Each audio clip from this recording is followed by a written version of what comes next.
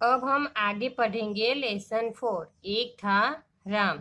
कि पहले हम प्रस्तावना देख लेते हैं कि प्रस्तुत कहानी में बताया गया है कि हमें सदैव अच्छी संगति को ही अपनाना चाहिए, क्योंकि प्रत्येक व्यक्ति के जीवन में संगति का गहरा प्रभाव पड़ता है।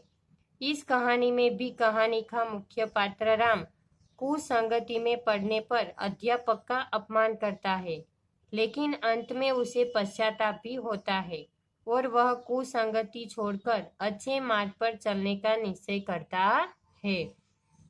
संगति यानी हम जिसके संग रहते हैं, संग यानी साथ, कि हम हमारे जो अच्छे मित्र है तो हम अच्छे बनेंगे, और हम जिसके संग रहते हैं वो व्यक्ति बुरे हो तो हम बुरे भी बन सकते हैं। तो इसलिए हमें अच्छी संगति को अपनाना चाहिए। कि आपने एक कहानी भी सुनी होगी कि दो तोते जुड़वा की, कि दो जुड़वा तोते थे। तो एक शिकारी है, वो क्या करता है, अलग अलग जगह वो बेच देता है। कि एक तोता है वो साधु के घर में जाकर राम राम सीखता है, और दूसरा तोता है वो डाकू के घर जाता है और वहां क्या सीखता है, मारो मारो सीखता है। तो इस प्रकार है वो संगति वो अच्छाइयों को विकसित करती है और अच्छे कर्मों में लगाती है, और कुसंगति पड़ने पर हम खराब चीजें सीखते हैं। कि यहाँ पे क्या हुआ कि राम है उसको कुसंगति हो जाने के कारण वो क्या करता है, अपने अध्यापक का अपमान करता है।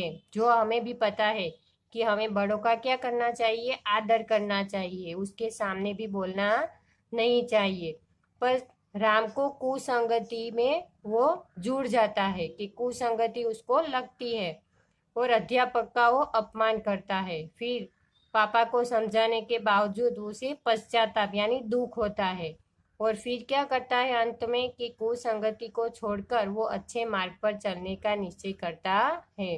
तो हमें भी क्या करना है, अच्छी संगति को ही अपनाना है। कि हम जिसके साथ रहे, मित्र ऐसे बनाए जो अच्छी संगति वाले ही हो। कि जो मित्र चोरी करता है, मारता है, बड़ों का अपमान करता है, तो ऐसे भी मित्र की ऐसी संग में हमें रहना चाहिए नहीं। हमें अच्छी संगति के साथ ही रहना चाहिए ताकि हम अच्छे अच्छे संस्कार सीख पाए। अब हम लेसन रीड करते हैं और समझते हैं। राम अकेला अपने पढ़ने के कमरे में बैठा था। घर में माँ और बहन भी थी। वे अपने अपने कामों में लगी थी। पिताजी 6 बजे दफ्तर से घर आए थे और 2 मिनट राम से बात करके चले गए थे। शायद रविशंकर जी से माफी मांगने गए थे।